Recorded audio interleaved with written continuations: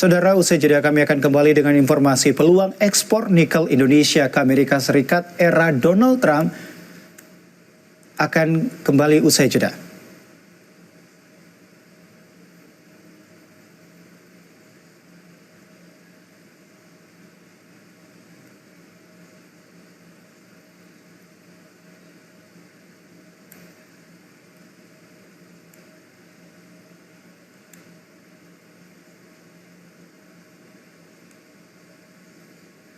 Saudara, peluang ekspor nikel Indonesia ke Amerika Serikat era Donald Trump dan upaya perdagangan nikel Indonesia ke Amerika Serikat menghadapi tantangan baru. Presiden Amerika Serikat Donald Trump ingin membatalkan insentif mobil listrik yang dibuat pemerintahan sebelumnya. Tanpa insentif, apakah industri mobil listrik Amerika Serikat masih melirik nikel Indonesia? Simak laporan VOA berikut ini. Pada pidato pertamanya usai dilantik, Presiden AS Donald Trump mengatakan akan mengakhiri regulasi hijau era Joe Biden. With my actions today, we will end the Green New Deal and we will revoke the electric vehicle mandate.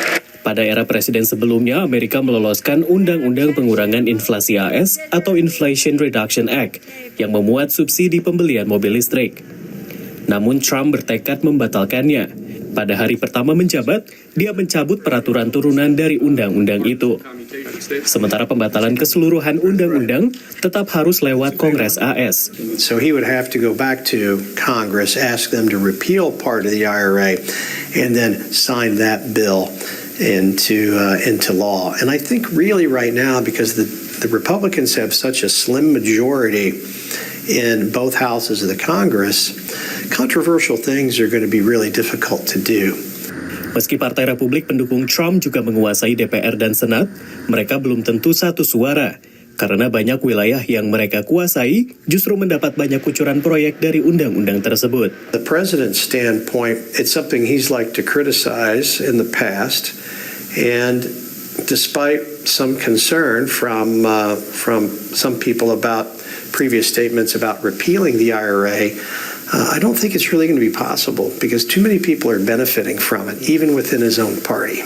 Menurut analis, sebagian undang-undang itu mungkin akan bertahan. And if you were to ask me to sort of rank them, I think that the most obvious place that there are likely to be cuts related to the Inflation Reduction Act will be on the consumer sides. Insentif bagi kendaraan listrik di Amerika Serikat ini menjadi salah satu dorongan bagi Indonesia untuk menjual nikelnya ke pasar Amerika. Sejak tahun 2022, Indonesia terus mendorong tercapainya perjanjian dagang bebas terbatas khusus mineral kritis atau Critical Mineral Limited Free Trade Agreement. Menurut pengamat, kalaupun subsidi dicabut, Indonesia tetap tertarik menjual nikelnya ke Amerika. Dan setelah Cina, pertumbuhan kendaraan listrik pasti akan ada di Amerika, yang berarti pasti akan banyak usaha dari pemerintah untuk membuat jembatan untuk bisa memuluskan masuknya nikel Indonesia ke Amerika Serikat. Di sisi lain juga kita lihat ada beberapa pergerakan di mana ada perusahaan-perusahaan yang mencoba menurunkan Chinese ownership-nya ya, di dalam kepemilikan sahamnya. Namun perjanjian perdagangan semakin kecil kemungkinannya justru karena faktor lain. To join and be accepted into the BRICS coalition makes it much less likely that the United States is going to be interested in partnering with it on this basis.